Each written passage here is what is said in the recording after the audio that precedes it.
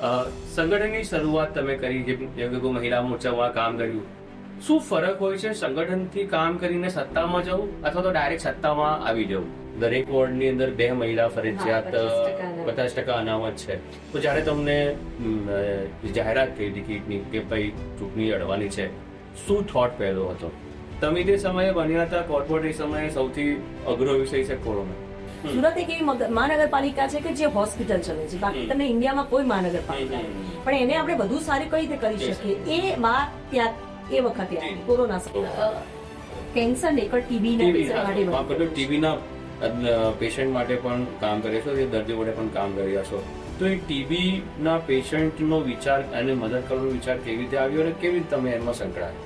જ્યારે એવોર્ડની વાત થઈ, તમને પ્રધાનમંત્રી સાથે પણ મળવાનો મોકો મળ્યો, એ કેવો પલ હતો અને જો એમની સાથે તમારી વાતચીત થઈ આ સંદર્ભે તો શું? કે મને ઉર્વશીમાંથી ઉર્વશી પટેલ બને તો સુરત શહેરે બનાવી કે તમે જે કામ કરો છો ને એનો કોઈ રિપોર્ટ થતો હોય ને એ રીતે કરો. દિલ્હીના મંડપમાં જે આમંત્રણ મળ્યું તેની પાછળની સ્ટોરી શું? થોડું ડેવલપમેન્ટની વાત કરીએ. આપણો વિસ્તાર પાલડા ખૂબ સારો વિસ્તાર છે અને એક લેવલની વાત મિડલ ક્લાસ અને અપર મિડલ ક્લાસ છે. તે એવા વિસ્તારમાં સુમસ ટુ બોલવાની સીધું. ભાજપમાં એવું કહેવાય છે કે ભલે તમે ફિલ્ડ પર એક્ટિવ હો કે ના હો, સોશિયલ મીડિયામાં તમારે એક્ટિવ ખાસ રહેવાનું. તમે ચોમાસામાં પાલ જોયું હશે, બધું ખોદાઈ ગયેલું હતું. રોજે લોકો કમ્પ્લેન કરે, અમુક તો એટલું બધું બોલે ફોન કરી કે તમે પૂછો એમ થાય કે રાજકારણ છોડી દઈએ. સારું આટલું સાંભળવાનું. આ હેશટેગ વાળો જે આખો હતું, મારો વિસ્તાર મારો ગયો, એ કેવી રીતે આવે કે સુરત શહેરને તમે એવું શું આપીને જવા માંગો છો જેથી કરીને સુરત શહેર તમને હંમેશા યાદ રાખે? નમસ્કાર, સુરતીસના વિશેષ પોડકાસ્ટમાં ફરી એકવાર તમારું સ્વાગત છે. અમારા દરેક પોડકાસ્ટમાં અમે એવા વ્યક્તિ સાથે આપને રૂબરૂ કરાવ્યા છે જેમને સમાજ માટે, સુરત શહેર માટે કંઈક વિશેષ કાર્ય કર્યું હોય. અને આજે આપણા સ્ટુડિયોમાં એવા જ એક મહેમાન છે.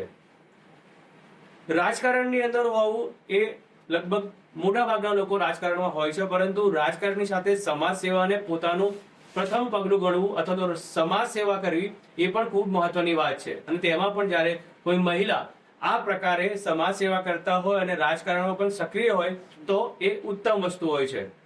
રાજકારણમાં મહિલાઓ આગળ આવે તેવા પ્રયાસો થતા હોય છે, પરંતુ ક્યાંક ને ક્યાંક મહિલાઓને રોકવામાં આવતી હોય તેવું પણ સાંભળવામાં આવતું હોય છે. પરંતુ સુરતમાં જે રીતે મહિલાઓ રાજકારણમાં આગળ વધ્યા છે, સમાજ સેવા કરે છે, ત્યારે આજે આપણી સાથે ઉર્વશીબેન પટેલ છે, વોર્ડ નંબર 10 કોર્પોરેટર. તમારું સ્વાગત છે સુરતીસના વિશેષ પોડકાસ્ટમાં. સૌથી પહેલા તો કોઈ પણ મહિલા જયારે રાજકારણમાં આવતા હોય ત્યારે ઘણી બધી સ્ટ્રગલ કરતા હોય છે અને એક તબક્કા પછી, સમય પછી તેમને રાજકારણમાં એક મહત્વનું સ્થાન મળતું હોય છે. રાજકારણમાં શરૂઆત કેવી થઈ અને યુવાની કાળમાં શું આપ રાજકારણ સાથે સંકળાયેલા હતા? થોડું બેકગ્રાઉન્ડ વિશેના વિશે આપણે પહેલા વાત કરી લઈએ. મારી પર્સનલી વાત કરું તો રાજકારણની શરૂઆત અને એના સંસ્કાર મારા કોલેજ કાળથી, હું અખિલ ભારતીય વિદ્યાર્થી પરિષદમાં થી કામ ચાલુ કરેલું, એટલે એ બીજ એ વખત યુવા અવસ્થામાં રોપાઈ ગયેલું હતું. પણ હું એક જે સમાજમાંથી આવું છું, પટેલ સમાજમાંથી, સમય જતા 21 વર્ષની ઉંમરે મેરેજ થયા અને પછી ઘરની જવાબદારી, બાળકોને મોટા કરવાની જવાબદારી, એટલે એ બધી ઈચ્છાઓ થોડી સાઈડમાં રહી ગઈ.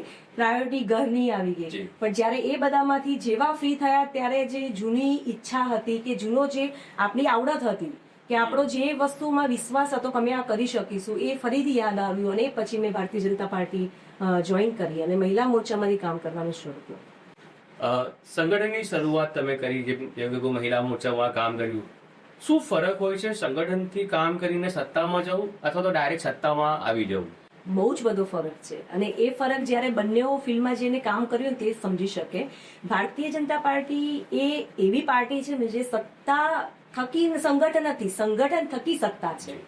જ્યારે સંગઠનમાં કામ કર્યું હોય ત્યારે તમે ઘણા બધા પોલિશ થાવ છો કે કઈ રીતે તમારે વાત કરવી, તો પ્રોટોકોલ કઈ રીતે સાચવવા, કઈ રીતે વિનય થી આપણા વડીલોને સન્માન આપવું, કે લોક સંપર્ક કઈ રીતે કરવો. એટલે સંગઠનનું બીજ જે પણ કાર્યકર્તામાં રોપાય છે ને, એ જયારે વટવૃક્ષ બની અને જયારે નેતામાં આવે છે ત્યારે એ ખૂબ સારી રીતે પ્રદર્શિત થઈ શકે છે અને ખૂબ સારું કામ કરી શકે છે. સંગઠનમાં તમે જયારે કામ કર્યું મહિલા મોરચા તરીકે, જયારે કોર્પોરેટર બન્યા એ પહેલાની હું વાત કરું છું, શું વસ્તુ તમે જોતા હતા એક મહિલા મોરચાના કાર્યકર્તા તરીકે અથવા તો તમને જે જવાબદારી મળી તેમાં શું વસ્તુ તમે ફીલ કરતા હોય કે ના મારે આ વસ્તુ કરવી છે? આપણે એમ જોવા જઈએ ને કે અત્યારની જે જનરેશન છે કે અત્યારનો જે સમય છે, આપણે એવું કહીએ કે ખૂબ બ્રોડ માઇન્ડેડ લોકો છે સમાજ, પણ હજી પણ આપણો સમાજ અમુક પાયપોટમાં સંકુચિત છે કે એક પોલિટિક્સમાં, રાજકારણમાં સારા ફેમિલીથી બિલોંગ કરતી મહિલાએ કામ કરવું એટલે થોડું એક ક્વેશ્ચન માર્ક છે. જ્યારે એ જ મહિલા કોઈ કોર્પોરેટ ફિલ્ડમાં યા ફેશન ઇન્ડસ્ટ્રીમાં યા કોઈ પણ ઇન્ડસ્ટ્રીમાં કામ કરતા હોય એટલા ક્વેશ્ચન માર્ક નથી, પણ પોલિટિક્સમાં કામ કરવું ક્વેશ્ચન માર્ક છે. હું મારું ફેમિલી બેકગ્રાઉન્ડ કહું તો હું ખૂબ સ્ટ્રોંગ ફેમિલી બેકગ્રાઉન્ડમાંથી આવું છું, એક સમાજના પ્રતિષ્ઠિત ઘરમાંથી આવું છું, અને એ સાથે મેં આ પોલિટિક્સમાં કામ કરવાનું ચાલુ કર્યું. હા, ફેમિલીનો સપોર્ટ મસ્ત છે આમાં. કોઈ પણ મહિલા જ્યારે પોલિટિક્સમાં સર્વાઈવ કરવું હોય તો હું મારા અનુભવને આધારે કહી શકું કે જ્યારે તમારો સ્ટ્રોંગ ફેમિલી સપોર્ટ હોય તો જ તમે ખૂબ સારી રીતે એમાં કામ કરી શકો છો. કારણ કે એમાં પછી ક્વેશ્ચન માર્ક થતા હોય, કારણ કે ટાઈમ શેડ્યુલ નથી હોતા. કંઈ પણ કામે સંગઠનના કામ કરવા પડતા હોય, મિટિંગ્સ લેવા જવું પડતું હોય. સપોર્ટ મહિલા મોરચામાં હું શહેરમાં મહામંત્રી હતી તો આખા સુરતમાં 30 વોર્ડ આવે. 30 વોર્ડમાં ક્યાં મિટિંગ લેવા જવું પડતું હતું. પણ જ્યારે ફેમિલી સપોર્ટ હોય છે કે ક્વેશ્ચન માર્ક નથી હોતો કે ક્યાં, કેમ અને કેટલા વાગે, તો તમે ખૂબ સારી રીતે એમાં કામ કરી શકો છો. અને અત્યારે તો જનરલી એવું થાય છે કે ચાહે સુરતમાં આપ છો અને અમદાવાદ છે, વડોદરા છે, ત્યાં આગળ ઇલેક્શન હોય, ચૂંટણી હોય તો ત્યાં આગળ પ્રચાર માટે જવું પડે. એક નવી રણનીતિ છે તો એના માટે બીજું તો પરિવારનું કયા પ્રકારનું સપોર્ટ છે, તમે કયું બેકગ્રાઉન્ડ છે, અને પરિવાર તરફથી ક્યારેય રાજકારણ સંદર્ભે કોઈ ના શબ્દ આવ્યો હોય? નહીં હું એવું કહી શકું કે મને પોલિટિક્સમાં જોઈન થયો જ્યારે વિચાર આવ્યો કે હું બનાવમાંથી ફ્રી થઈ ને થયું ત્યારે મારા ઇનલોઝે સૌથી મને સપોર્ટ કર્યો. મારા મધર ઇનલો ને મારા હસબન્ડ જ કહેવા વાળા કે તારામાં આવડત છે, તું કંઈ કરી શકે છે તો ઘરમાં બેસવાની જરૂર નથી, તને જે ફિલ્ડમાં કામ કરવું એ કર. અને પછી પાર્ટી જોઈન કરવાનું શરૂ કરી એટલે મને સ્ટ્રોંગલી સપોર્ટ હતો. અને એ લોકોને બી સમાજમાં રહેતા હોય ને રાજકારણ શું છે અને શું થઈ શકશે ને શું આગળ પ્રોબ્લેમ આવશે એ બી અવેર હતા. પણ એ એક હતો ટ્રસ્ટ મારી ઉપર અને એક ફેમિલી બોન્ડિંગ હતી. જ્યારે તમારી જવાબદારી પહેલી વખત આવી કે ના હવે ચૂંટણી લડવાનું છે, કારણ કે એ ખૂબ મહત્વનું હોય છે, અને સુરતની અંદર જોવા જઈએ તો ખૂબ સારું છે, એટલે ગુજરાતની અંદર પણ સારું છે કે કોર્પોરેશનની અંદર દરેક વોર્ડની અંદર 2 મહિલા ફરજિયાત 50% અનામત છે. તો જ્યારે તમને જાહેરાત થઈ ટિકિટની કે ભાઈ ચૂંટણી લડવાની છે, શું થોટ પહેલો હતો? ચૂંટણી લડવાની છે એ જ્યારે ફોર્મ ભર્યું ત્યારે જ આપણે નક્કી છે કે આપણે ઇલેક્શન લડવાના છીએ. અને અમારા પાર્ટીમાં જ્યારે હું ઇલેક્શન લડી ત્યારે પ્રદેશ પ્રમુખ તરીકે અમારા સદનસીબ કે અમારા જ લોકસભાના સાંસદ પાટીલ સાહેબ પ્રદેશ અધ્યક્ષ હતા, અને સાહેબે અમને બુથ લેવલથી કામ કરતા જોયા હતા. ટિકિટ મેળવવામાં બહુ પ્રોબ્લેમ નતા આવ્યા, કારણ કે એમની એક ફિલોસોફી કે એમની એક સમજણ કે સારા કાર્યકર્તાને તક આપે, અને એ રીતે મને તક મળેલી. અને ચોક્કસપણે કે હું તમને કહું હું વેલ સેટલ ફેમિલીમાંથી છું, એટલે સેવાના માધ્યમથી એક નામ કમાવવું. મારે એક સેવાના માધ્યમથી નામ કમાવવું હતું કે મને જે તક મળી છે આ 5 વર્ષ મારા વિસ્તારને કામ કરવા માટે. જ્યારે ફોર્મ ભરાઈ ગઈને પ્રચારનો સમય ચાલુ થયો, હું જ્યારે પ્રચારમાં જતી ત્યારે દરેક સભામાં એવું કહેતી કે એક મત તમારો અને 5 વર્ષ મારા તમારા. અને મને આજે 5 વર્ષ પતવાના અંતે આપણે મળ્યા છીએ અને ખરેખર એક સેલ્ફ સેટિસ્ફેક્શન હોય કે નહીં, મેં જે બોલી તું એ પ્રમાણે મારા વિસ્તારના લોકો માટે, મારા મતદાર માટે કામ કર્યું છે, એનો મને ખૂબ આત્મસંતોષ છે. આમ પણ કે 10 નંબરનો વોર્ડ છે વેલ એજ્યુકેટેડ અને કહી શકાય કે કમ્પેરેટિવલી સુરત શહેરના અન્ય વિસ્તારો કરતા ખૂબ સારો છે, ડેવલપ છે, અને મહત્વના જે કામો છે એ કોર્પોરેશન કરતી હોય છે. પાઇપલાઇન છે, ગટરના કામો છે, પાણીના કામો છે, ડ્રેનેજ સિસ્ટમ સારામાં સારી, એટલે એ પડે. પરંતુ ક્યારે એવું થયું છે અનુભવ કે કોર્પોરેશનમાં અધિકારીઓ સાથે કદાચ કોઈ બાબતે ચર્ચા થઈ હોય અને તમારે સ્ટ્રોંગલી રજૂઆત કરવી પડે કે આ તમારે કરવું જ પડશે? વોર્ડ નંબર 10 આમ ખૂબ વેલ ડેવલપ એરિયા, તમે અડાજણ પાલ છો, પણ જ્યારે અમે ઇલેક્શન લડ્યા એ વખતે 3 નવા ગામડા નવા સમીકરણમાં આવેલા, ભાટાપુર, પુરીછાપુર અને કવાસ પાટિયાના 3 સોસાયટી સુધીની બાઉન્ડ્રી, એટલે વિધાનસભા જેટલો અમારો વિસ્તાર રહી શકે. અડાજણ ડેવલપ છે, પાલ ડેવલપ છે, પણ અમારામાં ચેલેન્જ હતી કે જે નવા 3 ધામ આવ્યા એ લોકો ખૂબ અપેક્ષા સાથે આવેલા, કારણ કે પહેલા એ સામાન્ય વેરો ભરતા હતા, પછી મહાનગરપાલિકા, એટલે એમને અપેક્ષા પ્રાથમિક જરૂરિયાત બી એમને પાલ અડાજણ જેવી કમ્પેરમાં મળે, અને એ માટે અમને નિત નવીન પ્રયાસ કરતા હતા કે 5 વર્ષ દરમિયાન અમે બધી સગવડ એ લોકોને આપી શકીએ. હું મારો એક અનુભવ કહું કે જયારે હું કોર્પોરેશનનું ઇલેક્શન પત્યું અને રિઝલ્ટ આવ્યું, રિઝલ્ટને વિજયને કરીને ઘરે આવ્યા અને દિવસ થાકેલા સુઈ ગયા હતા. અર્લી મોર્નિંગ બીજા દિવસે સવારે 7 વાગે એક ફોન આવ્યો મને કે અમારા ગેટની બહાર પાલ વિસ્તારમાંથી ડ્રેનેજ ઓવરફ્લો થાય છે. હવે મને આજે અહીં એ હકીકત કહેતા બિલકુલ નથી થતું કે હું એ વખતે બિન અનુભવી હતી. મારો પહેલો દિવસ હતો, પહેલી ટર્મ હતી, કોર્પોરેશનનો પહેલો દિવસ હતો, અધિકારી સાથેના એટલા સંપર્ક પણ નહીં હતા, બરોબર, હજી કરવાના હતા.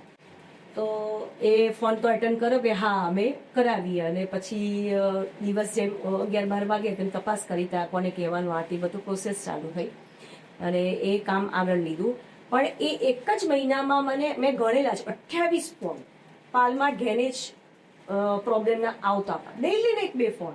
એટલે મને વિચાર આવે કે આટલો વેલ ડેવલપ એરિયા, આટલી હાઈ રાઇઝ બિલ્ડિંગ, 2.5-3 કરોડના ફ્લેટ, અને આવું ડ્રેનેજનો પ્રોબ્લેમ કેમ?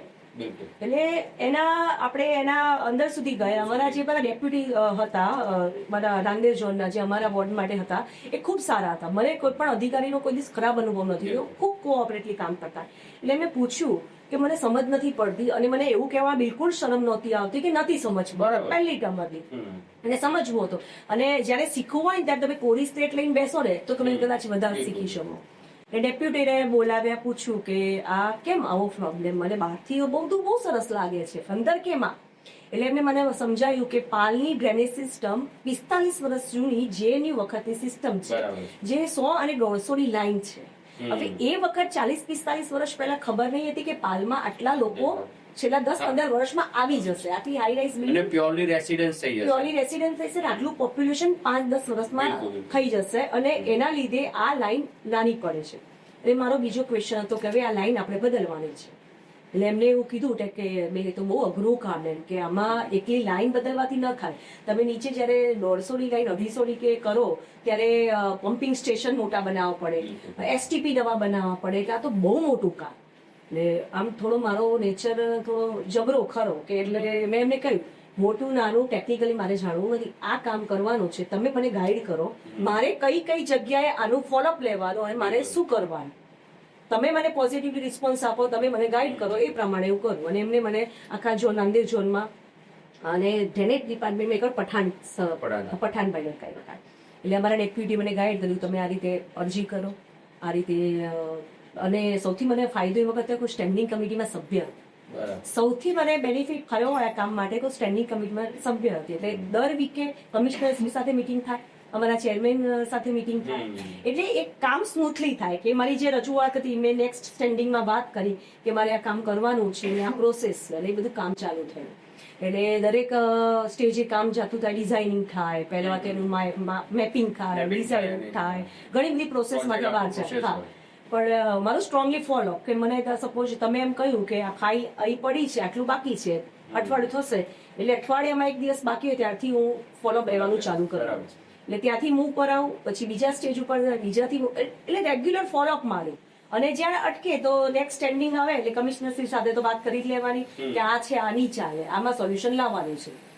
એમ કરતા કરતા ફાઇલ આગળ પહોંચી ગઈ. અને એક કચ્છાનિધિ પાણી કમિશનર હતા અને એમના ટેબલ ઉપર એ ફાઇલ આવી ગઈ, નીચેના બધા સોલ્યુશનો હતા. અને એક વખત એવું હતું કે મેં પૂછ્યું અધિકારીને, પઠાણ સાહેબને, કે ત્યાં ડ્રેનેજ ડિપાર્ટમેન્ટમાં ડેપ્યુટી લતા વિચારીને કે હવે આપણું સ્ટેટસ ક્યાં છે. કે મેં કહ્યું કે ભાઈ અમારા લેવલથી બધા કામ પતી ગયા છે, એટલે કમિશનર શ્રી આ લેવલે છે, એ થશે એટલે પછી ટેમ્પરરી અને વર્ક પ્રોસેસ. અઠવાડિયું થયું, 15 દિવસ થયા, 18 દિવસ થયા, હું ફોલોઅપ લઉં કે મેં હજી ત્યાં જ છે. હવે એ સંજોગો કહો કે આપણું સારું થવાનું હોય, એ વખતે કમિશનર શ્રીએ દરેક ઝોનમાં મિટિંગ લેવાનો એક નવો અભિગમ કર્યો કે દરેક ઝોનમાં મિટિંગ લેવાનું. તો મારા નાંદેડ ઝોનમાં મિટિંગ હતી, મેયર અને કમિશનર પાણી સર અને ચેરમેન ને બધા સાથે, અને અમે ત્યાંના કોર્પોરેટ નાંદેડ ઝોનના જે 3-4 વોર્ડ છે કોર્પોરેટ, દરેક કોર્પોરેટરને પોતાના પ્રોબ્લેમ્સ અને સામે અધિકારી સાથેના સોલ્યુશનની ચર્ચા કરતા મારો ટ્રક આવ્યો. એટલે પાણી સાહેબે પૂછ્યું કે બોલો ઉર્વશી, અને એમની સાથે રેપોર્ટ લોકો સ્ટેન્ડિંગમાં દર અઠવાડિયે મળતા. તમારે બોલો. મેં કીધું સર મને આ જેટલા અધિકારી બેઠા ને એમાંથી કોઈનો કોઈ જ એ નથી, બધા કોઓપરેટ છે, બહુ સરસ કામ કર્યું છે, પણ એક ઇસ્યુ તમારા માટે છે કે શું? મેં તમારા ટેબલ ઉપર 22 દિવસથી ફાઇલ પડી છે ડ્રેનેજ ઓગમેન્ટેશન, એ પાય ટીપી 10, 15, 16 અને 14 એ સાઇન નથી થઈ, અને એના લીધે હવે કદાચ ચોમાસું આવશે, નવાનું કામ અઘન થશે. ઓકે ચલો, ડેમરેનના પીએ કીધું કે મને આ ડિટેલ આપો. પછી ચાલુ મિટિંગમાં એમનું કામ પતીને નીકળી ગયા અને અમારી મિટિંગ ચાલુ હતી. અડધા કલાકમાં સાઇન થઈ ગઈ ફાઇલ, અને ત્યાં ડ્રેનેજ ડિપાર્ટમેન્ટના અધિકારી ઉપર એ ફોટો આવ્યો. એમને સામે બેઠા બેઠા મને વોટ્સઅપ કર્યું અને અમે લોકો હસ્યા કે આ ફોલોઅપથી થઈ ગયું. એટલે કામ થઈ જ જાય છે. અને મને એવું લાગે છે કે જ્યારે તમે કામ કરાવવાનો હોય ને, કરાવવાની એક પદ્ધતિ હોય. કોઈ અધિકારીનું કામ નથી કરવું એવું હોતું જ નહીં, પણ તમે એને પ્રેઝન્ટ કેવી રીતે કરો છો કે બહુ મહત્વનું છે. પ્રેઝન્ટ કેવી રીતે કરો તે પણ છે, અને કયા ઇન્ટેન્સિટી તમારે એમાંથી ત્યાં રહેતા લોકોનું કેટલું સારું વિચારીને કરો છો એ મહત્વનું હોય છે. અને નો ડાઉટ પંચાયત અને ઓછું કામ નહીં, 92 અને 99 કરોડ પેલું કામ ડ્રેનેજ ઓગમેન્ટેશનનું. અમે લોકો માર્ચ મહિનામાં મારું પહેલું બોર્ડ બનીને ઓક્ટોબર મહિનામાં મારું આ કામ પાસ થયું. તમે સમજો કેટલા મહિનાની અંદર આટલું મોટું કામ. અને આમ પણ કોઈ પણ શહેરનો જે વિકાસ થતો હોય છે, ઘણી વખત સામાન્ય લોકો અમારી જોડે ચર્ચા પણ કરતા હોય છે, તો ઘણી વાર કહેતા હોય છે કે ધારાસભ્ય અમારું કામ નહીં કરતા, તો સાંસદ અમારું કામ નથી કરતા. તો હું કહેતો હોઉં છું કે આ કામ સાંસદ કે ધારાસભ્યનું નથી. કોર્પોરેશનનો ખરો વિકાસ કોર્પોરેટર અને કોર્પોરેશનના અધિકારીઓ કરે છે, કારણ કે એ લોકોની ટેરિટરીમાં જ નથી આવતું. એટલે તમારે સ્થાનિક પ્રશ્નો તમારા કોર્પોરેટરને ચર્ચા કરવાનો, અને કોર્પોરેટર એ સારી રીતે કરાવી શકે છે, કારણ કે એને ડેઇલી બેસિસ પર અધિકારીઓ સાથે વાતચીત કરવાની હોય છે અને કામ કરાવવાનું હોય છે. તમે જે સમયે બન્યા હતા કોર્પોરેટ, એ સમયે સૌથી અઘરો વિષય છે કોરોના. અને કોરોના એ ઘણા બધા લોકોને એટલે એક નવી દિશા પણ આપી છે અને એક નવું વિચારતા પણ કર્યા છે. તમારો એ અનુભવ કેવો રહ્યો કોરોના સમયનો? કે રીતે કે સ્થાનિક કક્ષાએ તમારે લોકોને મદદ કરવી પડે, અને આપણો રેસિડેન્શિયલ વિસ્તાર હતો ને શરૂઆત પણ ઓલમોસ્ટ કોરોનાની આજુબાજુથી થઈ હતી. હા, તો એ સમય કેવો રહ્યો? તમારે કઈ રીતે કામગીરી તમે? કોરોના સમય બહુ અઘરો હતો કે આપણે દરેક લોકો પોતાના ઘરમાં પણ અલગ અલગ રહેતા હતા. જયારે અમે જયારે સોશિયલ સર્વિસમાં હોઈએ, વર્કમાં હોઈએ છીએ, એટલે જવું પડતું. સિવિલમાં બી અમારે જવું પડતું, બધું જવું પડતું. કોરોના સમયમાં જયારે આપણે હોસ્પિટલમાં મેડ નતા મળતા, લોકો પાસે કરોડો રૂપિયા પણ એને મેડ માટે કોન્ફરન્સ હતા, એવા બધા ઘણા બધા ઇસ્યુ હતા. એ વખતે જયારે અમારી સ્ટેન્ડિંગ કમિટી મિટિંગ મળતી અને અમારા જે સાંસદ અને એ વખતના અધ્યક્ષ સાહેબ પાટીલ સાહેબે એવું એક અમારા ચેરમેન શ્રી પરેશભાઈની વાત કરી કે આપણે મેક્સિમમ બેડની હોસ્પિટલ સુરતમાં, સ્કીમે તો છે જ. સુરત એક એવી મહાનગરપાલિકા છે કે જે હોસ્પિટલ ચલે છે, બાકી તમને ઇન્ડિયામાં કોઈ મહાનગરપાલિકા નહીં. પણ એને આપણે વધુ સારી કઈ રીતે કરી શકીએ એ વાત ત્યાં એ વખતે આવી કોરોના સમયે, અને 50 બેડની હોસ્પિટલ બનાવવાનું એક વિચાર આવ્યો. હવે મેઇન વસ્તુ કહું, મારા વિસ્તારમાં જે પણ સારા કામ થાય એનું હું 100% ક્રેડિટ છે ને સ્ટેન્ડિંગમાં હતી, કે સ્ટેન્ડિંગની સભ્ય હતી ને, એટલે મને આ તરત જ વાત આવી જતી કે મીટિંગ મળે ત્યારે ખબર છે કે આપણે 50 બેડની હોસ્પિટલ કરવાની. અને મને નક્કી જ હતું કે મેક્સિમમ કામ હું મારા બોર્ડમાં લઈ આવું, કોઈ પણ રીતે હું ત્યાં છું તો મારા લોકોને એટલો ફાયદો થાય. એટલે અમારું પાલ આરોગ્ય કેન્દ્ર, એટલે આ જયારે ચર્ચા થઈ એ પહેલા ઘણી વખત પાલ આરોગ્ય કેન્દ્રમાં જવાનું થતું અમારું. તો એ 2 માળનું ખૂબ સરસ બનાવેલું મકાન હતું. એમાં હોસ્પિટલ બનાવવાની કોઈ વાત જ નથી. પણ જયારે સ્ટેન્ડિંગ કમિટીની સંકલનમાં આ બધો મુદ્દો થયો એટલે મેં વસ્તુને પકડી પાડી. મેં વાત કરી મારા ચેરમેન શ્રીને લોકોને કે 50 બેડની હોસ્પિટલ જો ઇમરજન્સીમાં ચાલુ કરે, તમારી પાસે એક જ જગ્યા છે, અમારું પાલ આરોગ્ય કેન્દ્ર, કે જે મકાન બનાવવાનું નથી, મકાન મળી રહ્યું છે, ખાલી તમારે ઓપરેશન સિસ્ટમ જ શરૂ કરવાની છે, ડોક્ટરના સ્ટાફ, નર્સના સ્ટાફ અને એ વખતે આશીષભાઈ હતા. અને એ રીતે એ લોકોએ વિઝિટ કરી અને બેસી ગયું, અને ત્યાં સૌથી પહેલી 50 બેડની હોસ્પિટલ ચાલુ થઈ. એટલે કહેવાય ને કે વારંવાર ફોલો અપ, કે પછી મને કેવું એક ગાંઠ કો કે જીત કો કે આ તો પછી મારા વોર્ડમાં જ આવી જોઈએ. ના, બરાબર છે. આ તો મારા વોર્ડમાં જ આવી. અને એ તો તમારી હોશિયારી છે. તમને ખબર છે કે તમારી પાસે શું પાવર છે, અને એનો ઉપયોગ ના કરો. આ તો મારા વોર્ડમાં જ આવવું જોઈએ. એટલે આરોગ્ય અધિકારી મળે ને તો પણ એને કાર્યમાં જોજો, આ મારા ત્યાં જ આવવું જોઈએ. તમારી પાસે તૈયાર મકાન છે, ફટાફટ ક્લીન કરો. સાહેબને બી કહું, સાહેબ આ તમારી લોકસભા છે. અને કહેવાય ને કે જયારે કોર્પોરેટર તરીકે કામ કરતા હોય તો તમારા ધારાસભ્ય, સાંસદશ્રીનો બી ખૂબ સારો મોટો ફાળો હોય છે, કે જ્યાં અટકીએ ને ત્યાં એ લોકો અમને પ્રોત્સાહન આપતા હોય કે કોઈક એવું કામ હોય કે અમારાથી અધિકારીથી નહીં થાય તો અમે એમને કહીએ કે સાંસદશ્રી કે ધારાસભ્યશ્રી કે સાહેબ આ છે, તમે જરા પુશ કરાવો. તો એ બધાના એક સપોર્ટથી બહુ સારું લોક સેવાના કામ થાય છે. તો અત્યારે હોસ્પિટલ હા, full રીતે કાર્યરત છે. એ હોસ્પિટલની તો સાહેબ એટલી બધી તમે કહો ને કેસ સ્ટડી છે કે તમે મેં ઘણી બધી ફેસબુકમાં એના લાઈવ્સ મૂક્યા છે ત્યાં વિઝિટ કરતા. ત્યાં આગળ ડિલિવરી ઓછામાં ઓછા ખર્ચો કઈ જ નોમિનલ જે કેસ ફી હોય એ ખર્ચા સાથે બાળકોની ડિલિવરી થઈ છે. હવે પાલમાં અમારા આવાસ ઘણા છે. પાછળ એનો પ્રચાર પ્રસાર બી એવું જ કરું. અમારા ત્યાં બધા કામવાળા બહેનો આવતા હોય તે લોકો નોર્મલ હોસ્પિટલમાં ડિલિવરી કરાવવા જાય ને તો બી 18-20 હજાર રૂપિયાનો ખર્ચો થઈ જાય. અને એ એમની પાસે હોય જ નહીં. એ જ્યાં કામ કરતા ત્યાંથી ઉપાડ કાં તો હસબન્ડ ને કાં તો વાઇફ કરે અને એ થતું. તો હું જેટલી બી સર્વન્ટને જોઉં કાં તો હું જતી હોય રસ્તામાં કોઈ પ્રેગ્નેન્ટ વુમનને જોઉં તો મારી ગાડીને બ્રેક મારું અને એને જોડે વાત કરું કે તમે ક્યાં જાઓ છો. અને એવા ઘણા બધાને મેં ત્યાં પાલ આરોગ્ય કેન્દ્રમાં ડિલિવરી માટે કન્વર્ટ કર્યા અને હેપીલી એ લોકો બાળકને લઈ અને રસી વેક્સિન સાથે મોટું કરે અને પછી ખરેખર બ્લેસિંગ આપે કે અમારે એમ કે આ બાળક જો બીજી કરવા ગયા હોય તો 22-25 હજારનો ખર્ચો થઈ જાય. એટલે એ આશીર્વાદ છે. એટલે જ રેશિયો પણ આપણે ત્યાં સારો છે. હા, એ આશીર્વાદ છોકરીનો અને બાળકનો જે તંદુરસ્ત બાળકની જે આખી વસ્તુ છે એમાં આપણો રેશિયો ખૂબ જ સારો છે. અને ત્યાં ફિઝિયોથેરાપી સિનિયર સિટીઝન તો એટલા બધા હેપી છે કે સિનિયર સિટીઝન બીજી જગ્યાએ જે પ્રેશર ડાયાબિટીસ આવા રેગ્યુલર ચેકઅપ માટે જાય ને તો એ લોકોને એવરી મંથ ચેકઅપ કરવા પડે. જ્યારે પ્રાઇવેટમાં જાય તો ઘણા બધા પૈસા થઈ જાય. અને તમે પાલ આરોગ્ય કેન્દ્રની તમે કહું છું એક સ્ટોરી બનાવો. તમે એક હોસ્પિટલ જોજો તમને એમ લાગે કે આટલી પ્રાઇવેટ હોસ્પિટલ બી આટલી સારી નથી.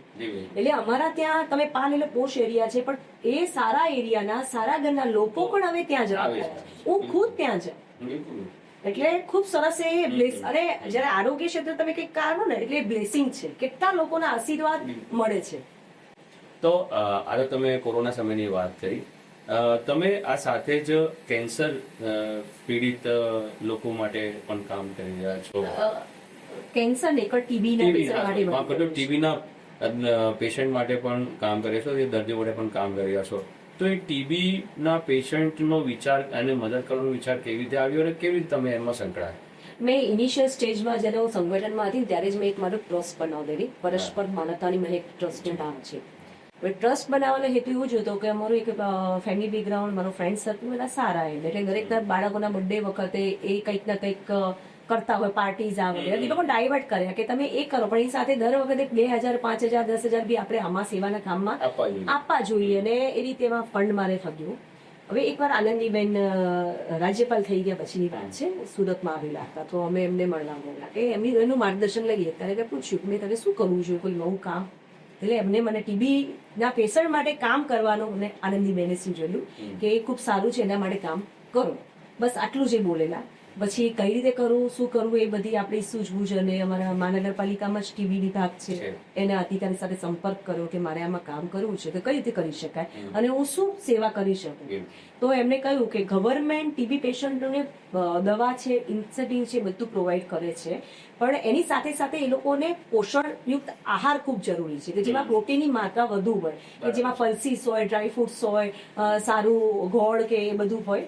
તો એ અમને લોકો નથી પેશન્ટ સુધી પહોંચતું અને આ જે પેશન્ટ હોય છે ને તે લોકોને જે સરકાર પૈસા આપે છે એ લોકો ઘરમાં જ યુઝ કરી લેતા હોય છે એટલે એ હેલ્ધી ખાઈ નથી શકતા. તો તમે એમ કે જે એક ટીબી વિભાગે એક યોજના ચાલુ નિક્ષય મિત્ર એટલે નિક્ષય મિત્ર બની અને નિક્ષય મિત્ર બની અને તમે ટીબી પેશન્ટને દર મહિને ન્યુટ્રિશન આહાર કીટ આપો.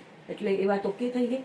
પછી મારે કરવું હતું મારા વિસ્તાર પૂરતું કે હું એવું વિચારું કે મારે આખા સુરતને ટીબી મુક્ત નથી કરવું. પહેલા હું જે વિસ્તારની પ્રતિનિધિ છું એમને ન્યાય આપું. એટલે મેં એને કહ્યું કે મારો વોર્ડ નંબર 10 વધુમાં વધુ રાંદેર છો એમાં કેટલા ટીબી પેશન્ટ છે એની મને લિસ્ટ આપો અને આમાં કીટમાં હું શું શું લઈ શકું. એટલે એમને તો નોર્મલ કીટ કીધી. પછી મારા હસબન્ડ સાથે વાત થઈ કે ભાઈ આ રીત પૂછે મારે એવું નથી કે કીટ આપવા ખાતર આપવી મારે ખરેખર સારી આપવી છે. એટલે મેં કીટ બનાવી કે મગ છે ચણા છે તુવર દાળ છે જે પલ્સીસ પછી ગોળ પછી તલની ચીકી સિંગની ચીકી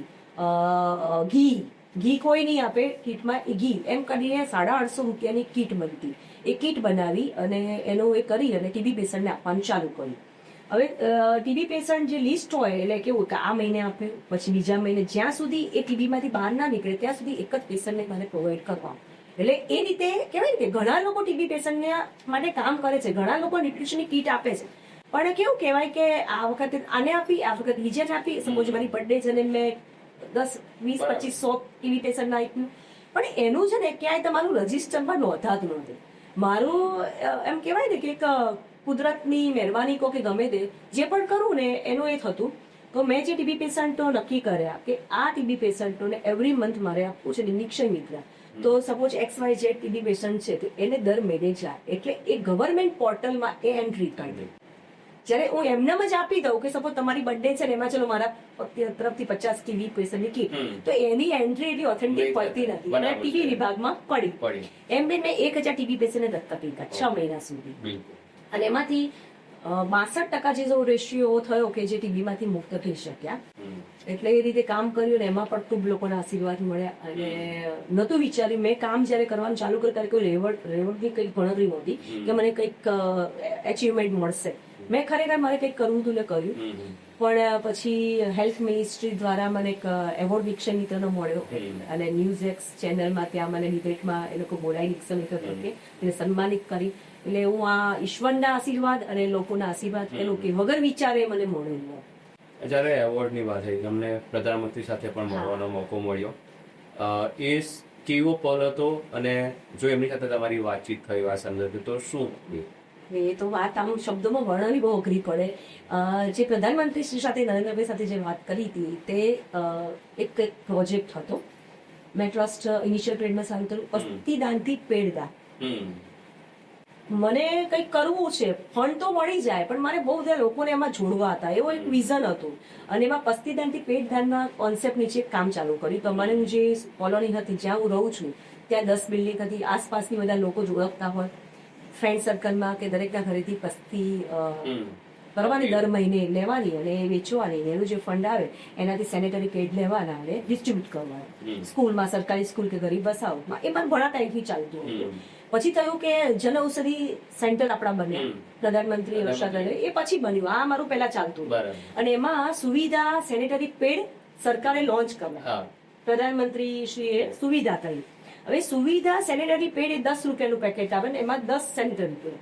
જયારે અમે લોકો આપતા એ 35-40 રૂપિયાનું પેકેટ આવતું અને એ આપતા. પછી આ સુવિધા લોન્ચ થઈ તો આટલા સસ્તા મળતા તો ઓબ્વિયસ છે હું એ જ લઈશ. અને જયારે પ્રધાનમંત્રી એમની જગ્યાએથી જયારે એનું એ કરતા હોય લોન્ચ કરતા હોય લોકો માટે તો કે મારી ફરજ પર કે પહેલું એ જ લઉં.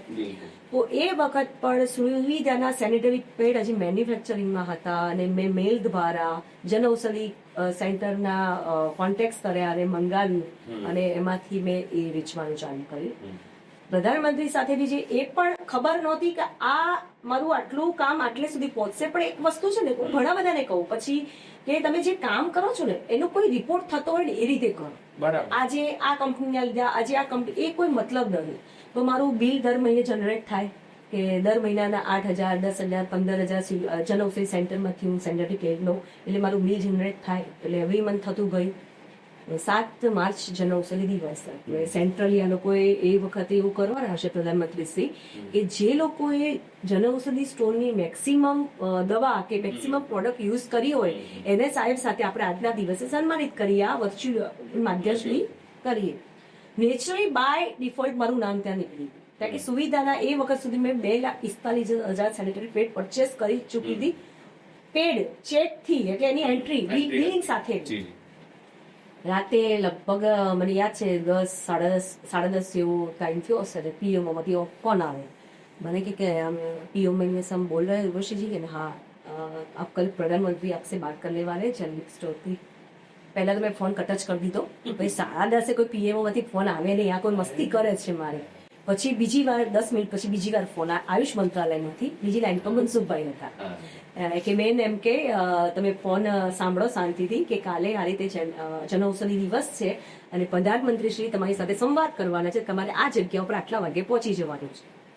એટલે એ વાત કરી એકદમ બ્લેન્ક ભાઈ તો શું વાત કરીશ તો શું કરીશ એમ પ્રધાનમંત્રી સાથે વાત કરવાની. નરેન્દ્રભાઈનો તો એટલો બધો આભાર છે કે એમની સાથે વાત કરી. ત્યાં તો પછી મારા હસબન્ડ સાથે વાત થઈ એવી સાથે જતા એમને બી જાણે એમને કોઈ ટેન્શન નહીં કરતે જે કામ કરેલું જે પૂછે એ જ કહેવાનું છે એટલે એ નેચરલ કહેવાય જશે. એટલે બીજા દિવસે ત્યાં ક્રિપ્કો ટાઉનશીપમાં એ સેટઅપ હતું અને ત્યાં અમે ગયા. મારો ટર્ન આવ્યો એટલે આપણે ગ્રેટિંગ્સ ઊભા થઈને જ રિસ્પેક્ટ આપીએ અને સાહેબ બોલ્યા કે ઉર્વશી બેસી જા ત્યાં મને એવું લાગ્યું કે આ પ્રધાનમંત્રી નથી પણ મારા પિતા તરીકે એમને મને જે મારા નામ તરીકે સંબોધી કે ઉર્વશી બેસી જા, બેસીને વાત કરીએ, એટલે મને ત્યાં હું 50% રિલેક્સ થઈ ગઈ. અને પછી મારા જે કામ કરેલા હતા ને બોલવાના હતા, એટલે એમાં મને ડર બિલકુલ નહોતો.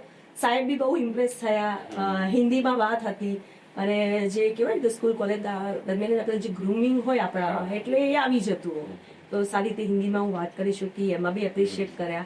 એટલે આ જે મને જે 2 એવોર્ડ્સ મળ્યા છે ને, એમાં કોઈ પ્રી પ્લાનિંગ નહોતું.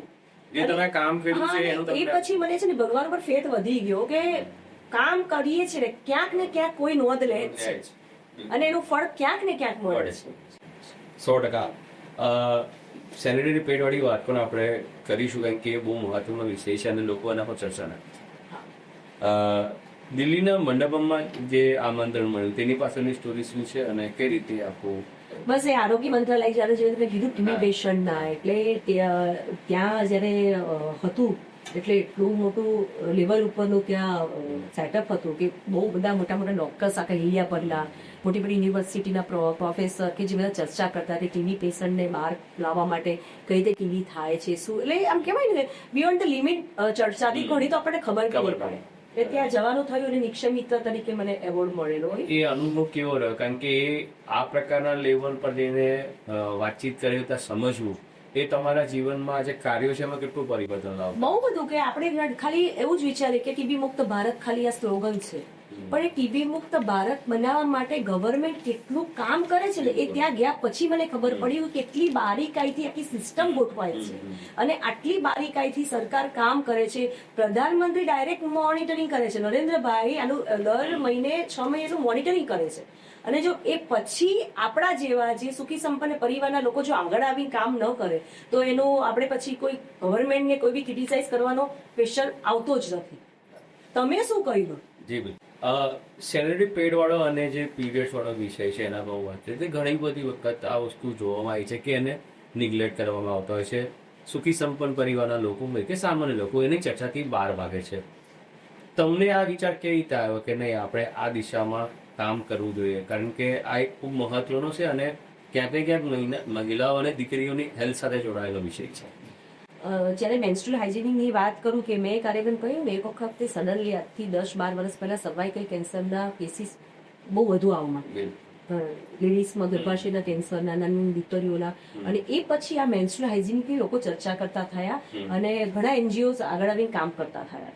એટલે એવું કહેવાય ને કે દરેક વ્યક્તિના વિચારો અલગ હોય, કામ કરવાની પદ્ધતિ અલગ હોય. મને કંઈક નવું કરવાનું હંમેશા મન થાય અને હું ડેડિકેશનથી કરું. એવું નહીં કે મેં ચાલુ કર્યું ને મૂકી દેવું નહીં. હું એને નક્કરતાથી પકડું અને એનું જ્યાં સુધી પરિણામ ના મળે ત્યાં સુધી છોડવું નહીં. હા, પછી છોડવાનું મને ફાવે નહીં કે એમાં રિઝલ્ટ તો મળવું જ જોઈએ. અને એ સિન્સિયરિટીથી કામ કર્યા. અને જ્યારે મેન્સ્ટ્રુઅલ હાઇજેનિક પર અમે એટલા સેનેટરી પેડ નહોતા લીધી, પણ સાથે સાથે લેડી ગાયનેકોલોજીસ્ટ, ઘણીવાર નવેન્દ્ર દીપ્તિબેન છે, બીજા લેડી ગાયનેકોલોજીસ્ટ, કેન્સર અવેરનેસ વાળી જે ટીમ છે, એ લોકોને અમે લઈ જતા ત્યાં કે તમે બી મેન્સ્ટ્રુઅલ હાઇજેનિક વિશે દીકરીઓને સમજાવો. એમના મમ્મીઓ સાથેના અમે કેમ્પ રાખતા અને એ બધું સાથે સાથે વાત કરતા અને એમાં ઘણો બધો સુધારો આવી ગયો. કારણ કે મને જે અમે તો રિપોર્ટિંગ કરતા હોય એટલે ખ્યાલ છે કે હજુ પણ જે જૂની પરંપરાઓ, જૂની વાતો એને વળગીને રહેતા હોય છે અને ઘરમાંથી દીકરીઓ પર જ પ્રેશર હોય છે. અરે સ્કૂલની વાત કરું કે ઘણી સ્કૂલ એવી તો બોયઝ અને ગર્લ્સ સ્કૂલ ભેગી હોય સાથે જ હોય. એટલે જ્યારે અમે ત્યાં કાર્યક્રમ કરવા જઈએ એટલે એક હોલ હોય, એમાં છોકરીઓને બોલાવી હોય જે 6 સ્ટાન્ડર્ડ થી લઈને 10 સ્ટાન્ડર્ડ સુધી. અને જ્યારે અમે આ બધું સેશન પતે સેનેટરી પેડ હાથમાં આપીએ તો બોયઝ ગર્લ્સ સ્કૂલ ભેગી હોય તો છોકરીઓ સેનેટરી પેડનું પેકેટ બહાર લઈ જતા બી શરમાય. અજીબ. એટલે એ લોકો પેલા જબલા શોધે, બ્લેક થેલી શોધે, યુનિફોર્મમાં ફોલ્ડ કરે. એટલે પછી એ બધામાંથી એ લોકોને બહાર કર્યા કે આમાં શરમાવાની વાત જ નથી. તમને નહીં બ્લેક થેલી પણ મળશે કે નહીં તમારે સ્કર્ટમાં પણ નથી દબાવવાનું. તમારે આ જ રીતે હાથમાં પકડી ક્લાસરૂમની બહાર નીકળવાનું છે. એટલે એ રીતે જેટલું થયું એટલું એ લોકોને બોલ્ડ કરવાનો પ્રયત્ન કર્યો છે, પણ હજી આપણા દેશમાં એટલી ફ્લોડલી વાત નથી થતી. હું એ સવાલ કરવાનો હતો એટલા માટે મેં તમને સવાલ કર્યો કે આપણા ભારત દેશમાં જે પણ લોકો રહેતા હોય બધાની વાત છે, શા માટે આમ બાબતે માતા પિતા પોતાના બાળકોને, ખાસ કરીને દીકરાઓને અવેર નથી? શું લાગે તમને? નહીં, 100% સાચી વાત છે કે જ્યારે દીકરો હોય કે દીકરી હોય 12-13 વર્ષની ઉંમરે પહોંચે ને ત્યારે તો એના પેરેન્ટ્સ જો એની સાથે આ બધી બાબતમાં ફ્રીલી ચર્ચા કરે ને તો જે બહારના ન્યુસન્સ એનામાં આવે છે ને નહીં આવે. કદાચ ક્યાંય અટવાય છે તેના મમ્મી કે પપ્પા સાથે એવી વાત કરી શકશે, મને આ પ્રોબ્લેમ છે, આ રીતનું જે હોર્મોન્સ ચેન્જ થતા હોય, ઘણા બધા માઇન્ડ સેટઅપ ચેન્જ થતા હોય, ઘણા બધા બોડી પરિવર્તન થતા હોય, એ દરેક પેરેન્ટ્સે પોતાના બાળકો સાથે આ બાબતમાં બી ફ્રીલી વાત કરવી જ જોઈએ, એવું મારું પર્સનલી. એટલે તમારો આટલો અનુભવ છે એટલા માટે મેં તમને વાત કરી કે હજુ પણ માતા પિતા ખચકાય છે, દીકરા અને દીકરી ઘરમાં હોય તો પણ એક પેલો ભેદવાળો માહોલ હોય છે કે ના તારે જાણવાની જરૂર નથી. નહીં, તો એ ઘણી જગ્યાએ છે, નથી એવું પણ એમાં ઘણો બધો સુધારો આવ્યો છે દિનેશભાઈ. હવે ઘણા બધા પેરેન્ટ્સ બી બોલ્ડ થઈ ગયા છે. હવે તમે કહો ઘણા સમાજમાં તો આમાં પાડતા હોય, તમને ખબર છે કે મેન્સ્ટ્રુઅલ સમય દરમિયાન ઘરમાં અડતા નહીં હોય અને એટલે એના ભાઈ હોય કે બેન હોય કે પપ્પા હોય બધાને ખબર જ હોય કે ભાઈ દીકરી છે કે મમ્મી છે આ પ્રિયટના સમયમાં છે. એટલે હવે એ બધામાંથી આપણે એવું કઈ 100% નથી સોલ્યુશન આવ્યું, પણ પહેલા કરતા ઘણું આપણે એમાં આગળ વધી શક્યા છીએ, સમાજ ઘણો આગળ વધ્યો છે એમાં. થોડુંક ડેવલપમેન્ટની બી વાત કરીએ. આપણો વિસ્તાર જે પાલડા જવાનો ખૂબ સારો વિસ્તાર છે અને એક લેવલની વાત મિડલ ક્લાસ અને અપર મિડલ ક્લાસ છે. તો એવા વિસ્તારમાં સુમન સ્કૂલ બનવાની સીધી મેં તમને કહ્યું ને કે મારો વોર્ડ હોય અને જ્યાં સુધી હું છું એટલે સુરત મહાનગરપાલિકાનું એક પણ આયોજન એવું ના હોય કે મારા વોર્ડમાં આવું ના જોઈએ. પછી કોઈ પણ હોય, હેલ્થ સેન્ટર હોય, સુમન સ્કૂલ હોય, કંઈ હોય, સુમન સ્કૂલનું નવી બનાવવાનું એ પણ જ્યારે અમે સ્ટેન્ડિંગ કમિટી દરમિયાન હતા એમ ખૂબ સારા સારા નિર્ણયો લેવામાં આવ્યા. સુમન સ્કૂલનો બી એ વખતે જ આઈડિયા હતો. તો મારે મારા વિસ્તારમાં પાલમાં સુમન સ્કૂલ બનાવી. ચેલેન્જ એ નથી કે મેં સુમન સ્કૂલની વાત મૂકી તો એમ કે તમારો તો વેલ ડેવલપ એરિયા છે, સુમન સ્કૂલમાં વાણી તો ક્યાંથી મળશે? Private school. હા, પ્રાઇવેટ. હા, એટલે મળે નહીં, કારણ કે બધા મોટા સારા લોકો લેતા હોય. એટલે એક વખત તો મારા મગજમાંથી એક થયું કે મારે લાવી તો છે, કરું શું? એટલે પછી આપણે અંદર ઘૂસ્યા. મારા ત્યાં દાંડેજન એકને અધિકારીએ કીધું કે ભાઈ આ પ્લોટ પણ મેં સિલેક્ટ કર્યો, આપણે સિલેક્ટ કર્યો કે આ જગ્યાએ સુમન સ્કૂલ લાવવાની. સુમન સેલમાં એ ટીપી નંબર આપ્યો અને સ્કૂલના આયોજન માટેનો જે પ્લોટ હતો એની વાતચીત થઈ. પછી મેં કીધું આ લોકો કન્વિન્સ થતા, કન્વિન્સ તો આમ નહીં તો આમ કામ તો કરવા જ પડશે. અને પછી મારા ત્યાં જોના જે પીઢી નીચેના જેટલા માણસો બધા સાથે વાતચીત કરી. એટલે કે એક વસ્તુ થાય કે આપણે આવાસ, કે એમ થાય કે પાલમાં આવાસ નથી પણ પાલમાં મેક્સિમમ આવાસ એની સંખ્યા કઢાવી કે કઈ ટીપીમાં વધારે છે. તો ટીપી અમારી 16 છે ને એમાં નવા તો બન્યા છે, ઓલરેડી આયોજનમાં છે. 8 થી 10,000 આવાસ અમારા ઓલરેડી ટીપીમાં આવશે આવનાર દિવસોમાં. એટલે એ વાત આપણે પકડી પાડી કે આવાસ આવે છે, આવાસના બાળકોને તો સુમન સ્કૂલ જોશે ને. આવાસમાં રહે છે તે પેરેન્ટ્સે ₹1,00,000 ₹1.5 લાખ ફીસ નથી પોસાવવાની અને એમને સારું એજ્યુકેશન આપવાનું છે. તો એવું થોડું કે પબ્લિક આવી જશે પછી સ્કૂલ બનશે. તમારી અત્યારે સ્કૂલના ક્લાસ ખાલી નહીં થાય કે ઓલરેડી આટલા, મેં આખો રિપોર્ટ તૈયાર કર્યો કે ઓલરેડી આટલા ફેમિલી રહે છે, ઓલરેડી 3800 ફેમિલી માંથી 2 ટીપીમાં રહે છે આવાસમાં, અને આવનાર દિવસોમાં 5-10 વર્ષમાં બીજા આવવાના છે. એટલે 8-10 હજાર ફેમિલી જયારે આવાસના આવવાના હોય તો સુમન સ્કૂલ તો જોડે. એટલે એ રીતે કન્વિન્સ કર્યા અને મારી સુમન સ્કૂલ બની બી ગઈ. અમારો 10 યર પૂરો થાય એટલે અમારી સુમન સ્કૂલ બની ગઈ અને નેક્સ્ટ યર થી તો બાળકો ભણવા મળશે. સુમન સ્કૂલમાં પહેલા તો માધ્યમિક અને પ્રાથમિક અને પછી માધ્યમિક. અને હું જણાવી દઉં કે સુરત મહાનગરપાલિકા દેશની એકમાત્ર મહાનગરપાલિકા છે જે 7 થી 8 લેંગ્વેજની અંદર એજ્યુકેશન આપે. બાકી કોર્પોરેશન કોઈ પણ આટલી બધી લેંગ્વેજમાં નથી આપતી. અને ઘણી સ્કૂલ એવી પણ છે કે જ્યાં આગળ 700-800 નું વેટિંગ ચાલે.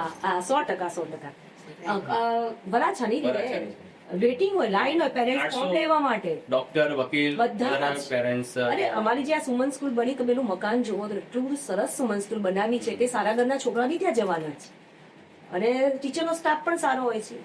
એટલે મેં કહેવાય ને કે ઘણી વાર કેવું હોય કે તમારા વિઝન હોય, તમારે કામ કરવું હોય, કરાવવું હોય, પણ તમને રાઈટ ટાઈમ ને રાઈટ પ્લેટફોર્મ નહીં મળે. હું વારંવાર હું સ્ટેન્ડિંગ કમિટીમાં સભ્ય હતી ને તે મને સારામાં સારો ફાયદો થઈ ગયો અને એમાં આપણે મેક્સિમમ એ કરી દીધું. કારણ કે દરેક ચર્ચા થાય એટલે આપણા ફાયદાની આપણે તરફ મને ઘણી વાર કેમ આવતું હસતા હસતા કે તમારે એટલું વોર્ડ નંબર 10 નથી, બીજા બી છે. કોર્પોરેટર તમારો કાર્યકાળ હવે પૂર્ણ થવાની આરે છે, લગભગ 2-3 મહિના તો કદાચ ચૂંટણી આગળ પાછળ થાય તો 3-4 મહિનાનો સમય બાકી છે. તમારો અનુભવ કેવો રહ્યો પૂછવા માંગીશ, ખાસ કરીને કામને લઈને કેટલા ખુશ કેટલા ના ખુશ, અને ખાસ કરીને સવાલ એ કે જે કામો કરાવવાના હોય છે અધિકારીઓ પાસે એમાં તમને કઈ રીતે તમે સફળ થયા છો એ તમે કહેશો? કોર્પોરેટર તરીકે બેઝિક જવાબદારી પ્રાથમિક સુવિધાના કામ આવે, જેમાં ડ્રેનેજ, પાણી, લાઇટ અને આરોગ્ય અને શિક્ષણ, આ 5 વિભાગમાં કામ કરવાનું. એટલે અમારા વોર્ડની વાત કરું તો અમે અમારા વોર્ડમાં અમે બધા જ કોર્પોરેટર મળીને બધા જ હેતુમાં કામ કર્યું છે. કે આરોગ્યની વાત હોય તેમાં પણ અમે સફળ છીએ. ડ્રેનેજ લાઈનની મેં તમને વાત કરી કે સૌથી મોટું કામ, પાણીની નવા વિસ્તાર જે અમારા 3 ગામડા આવ્યા એમાં ડ્રેનેજ અને પાણી નળિકા, એટલે પાણીના અમે 88 કરોડ જેટલું તો કામ પાણીની નવી લાઈન માટે કર્યું. 90 કરોડ જેવું ડ્રેનેજ માટેનું કર્યું. લાઇટ્સના અસંખ્ય નવા પોલ ને બધા કામ થયા. શિક્ષણની વાત કરીએ તો આ એક સુમન સ્કૂલ બની. એ સિવાય અમારી ભાઠા, ભાટપુર, ઈચ્છાપુરમાં 3 સ્કૂલો જે જૂની જર્જરિત મકાન થઈ ગયા તે આખી નવી રિડેવલપ થાય છે, એ કામ થઈ ગયું. એ સિવાય અડાજણમાં અને ભાઠામાં જે સ્કૂલો ઓલરેડી ચાલુ હતી એના મધ્યાહન ભોજનના શેડ જે નહોતા બનાવવાના એ બનાવ્યા. એટલે શિક્ષણમાં પણ જે શિક્ષકો બાળકો જે જાય છે ખૂબ સારી રીતે એમાં શિક્ષણ લઈ શકે એવા કામ કર્યું. એટલે ઓલ ઓવર જોવા જઈએ તો જે અમારી બેઝિક જવાબદારીઓ પ્રાથમિક સુવિધા વિસ્તારમાં આપવાની એમાં અમે એકંદરે સફળ થયા છીએ. ભાજપમાં એવું કહેવાય છે કે ભલે તમે ફિલ્ડ પર એક્ટિવ હો કે ના હો, સોશિયલ મીડિયામાં તમારે એક્ટિવ ખાસ રહેવાનું. તો આ હેશટેગ વાળો જે આખો હતું, મારો વિસ્તાર મારો પેટો, એ કેવી રીતે આવ્યું? સોશિયલ મીડિયાની હું તમને વાત કરું કે હું જ્યારે ગ્રેજ્યુએશન થઈ પછી મેં PGDCA કર્યું, પોસ્ટ ગ્રેજ્યુએટ કોમ્પ્યુટર એપ્લિકેશન. એ જમાનામાં 99માં મેં VBA અને ઓરેકલમાં પ્રોજેક્ટ બનાવ્યો. એટલે હું અવેર હતી આ પ્લેટફોર્મથી, કોમ્પ્યુટર ટેકનોલોજીથી તમે અવેર હતી. અને પણ એ વખતે આ સોશિયલ મીડિયા હતું નહીં, પણ ધીરે ધીરે સોશિયલ મીડિયા આવતું થયું. એટલે હાથમાં બધાથી કઈ અલગ કરવાનું મને હંમેશા ગમે. કે હું એક ચાલી તો બીજું ચાલીને એવું થોડી આડી જ પટકાવું કે મારે પછી એમાં સફળ થવું કે નિષ્ફળ થવું એ બધી જવાબદારી મારી છે. એમ પટેલની દીકરી એમાં જો સફળ થવું તો બી ઠીક છે, નિષ્ફળ થવું તો બી મારી જવાબદારી. એટલે બધા જ પોસ્ટો મૂકે. એટલે મારું સોશિયલ મીડિયા પહેલેથી એક્ટિવ હતું, નવું કરી. એટલે મેં હેશટેગ મારો વિસ્તાર મારું ઘર, એ મારો હેશટેગ. હા, બ્લુ ટિક સૌથી પહેલું મેં. અને જ્યારે પણ મારું દર બુધવારનો મારો રાઉન્ડ હોતો હતો મારા ભાઠા, ભાટપુર, ઈચ્છાપુરમાં. દર બુધવારે હું પહેલા 11 વાગે ઈચ્છાપુર અમારી વોર્ડ ઓફિસ ત્યાં બેસું. 12 જ બાંકડે બેસવાનું. લોકો આ બધાને ટાઈમ ફિક્સ ખબર હતી. એ કોઈ પણ ત્યાં રજૂઆત માટે આવે કે હું સાયન્સ સિક્કા બી લઈ જતી હતી, આધાર કાર્ડ કેમાં હોય. પછી ભાઠા, ભાટપુર બુધવાર મારો ફિક્સ હતો. એટલે એ દિવસે જયારે આપણે વિઝિટે ગયા હોય અને ત્યાં જે પણ ફોટોગ્રાફ્સ, લોકો સાથે સંપર્ક, કોઈ કામ જોવા ગયા હોય, એ પોસ્ટ એમને મૂકવાની જ નહીં. હેશટેગ મારો વિસ્તાર મારું ઘર, એ રીતે જ મૂકતી. અને આજે હું તમને કહી શકું કે અમુક વાર તમે છે ને બાય નેચર અમુક કામ કરો ને એમાં સફળતા મળતી હોય. હું માનું કે મે બી મારો વિસ્તાર મારો ગર્વ, તો એ જયારે આ મારા વિસ્તારમાં જ્યાં પ્રાથમિક જરૂરિયાતની ખોટ હતી ને એ વખત મેં મૂકેલું. પણ આજે એ હેશટેગ સાર્થક થઈ ગયું કે ખરેખર મારો વિસ્તાર મારો ગર્વ છે જ, કે અમે એ દિશામાં કામ કરી ચૂક્યા. હવે વાત તો રાજકારણની બી થોડી કરી લઈએ. સ્ત્રીઓએ રાજકારણમાં કેમ આવવું જોઈએ એનું કારણ છે કે અત્યારે તો ચલો માની લે કે સુરત શહેર જેવું છે અથવા તો બીજી કોર્પોરેશન જ્યાં આગળ 50% અનામત છે. ચાહે તમે કોર્પોરેશન લડો, ગ્રામ પંચાયત લડો કે પછી તમે તાલુકા પંચાયત લડો, ઓલમોસ્ટ 50% છે. અને સરકાર વિચારી પણ રહી છે કે વિધાનસભામાં પણ 32%, 30% તો આપે છે.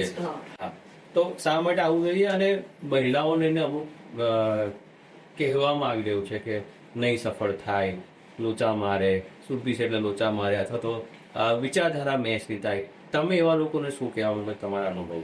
પહેલું તો મને એમ થાય કે આવો ક્વેશ્ચન જ કેમ આવે કે મહિલાઓને રાજકારણમાં કેમ આવવું જોઈએ. એવો કોઈ ક્વેશ્ચન આવે કે મહિલાએ કોર્પોરેટ ફિલ્ડમાં કેમ જવું જોઈએ, મહિલાઓએ ફેશન ઇન્ડસ્ટ્રીમાં કેમ જવું જોઈએ, મહિલાએ ડિઝાઇનર કેમ બનવું જોઈએ, મહિલાએ વકીલ કેમ બનવું જોઈએ, એવા કોઈ ક્વેશ્ચન નથી આવતા. પણ મહિલાએ રાજકારણમાં કેમ આવવું જોઈએ એ જે માનસિકતા છે ને એ માનસિકતા ચેન્જ કરવાની છે. અને એ માનસિકતા આપણો સમાજ ચેન્જ નહીં કરી શકે. એજ્યુકેટેડ ફેમિલી, સારા ફેમિલી, ફિમેલ જ રાજકારણમાં આવી પોતે એસ્ટાબ્લિશ થઈને સારા કામ આપી દે એ માઇન્ડસેટ ચેન્જ કરી શકશે. અને આ એટલી બધી ઓપોર્ચ્યુનિટી છે રાજકારણમાં કે તમને જો કામ કરવાની ગટ્સ હોય, તમે તમારા સિદ્ધાંતો લઈને ચાલતા હોય, તમને ડુ ને ડુ નોટ ખબર હોય કે મારે શું કરવું જોઈએ શું ન કરવું જોઈએ, તો તમને અહીંયા કોઈ જ પાછળ પાડી શકે એવું. તમે તમારા વિચારથી સમૃદ્ધ હોવા જોઈએ, તમારામાં સેલ્ફ કોન્ફિડન્સ હોવું જોઈએ કે સામે કોઈ પણ હોય, જ્યારે તમે રાઈટ છો તો એ વસ્તુને તમે પ્રેઝન્ટ કરતા આવડવી જોઈએ. એટલે આવા બધા જે નાની નાની વસ્તુ છે એ જો આજની છોકરીઓ જેને આવવું હોય પોલિટિક્સમાં એ લોકો થોડી પોતાની જાતને પોલિશ કરે ને તો આ ફિલ્ડ ખૂબ સરસ છે. આમાં તમે પરિવાર બી સાચવી શકો, લોકસેવા બી કરી શકો અને તમે તમારી જાતે બી કોઈ વસ્તુ એચીવ કરી શકો. બીજી વાત કરી કે 33% અનામત ને કોર્પોરેશનમાં 50% અનામતની, હું તમને વાત કરું કે ભારતીય જનતા પાર્ટી એવી પાર્ટી છે ને કે એના સંગઠનમાં વર્ષોથી 27% અનામત ચાલે છે.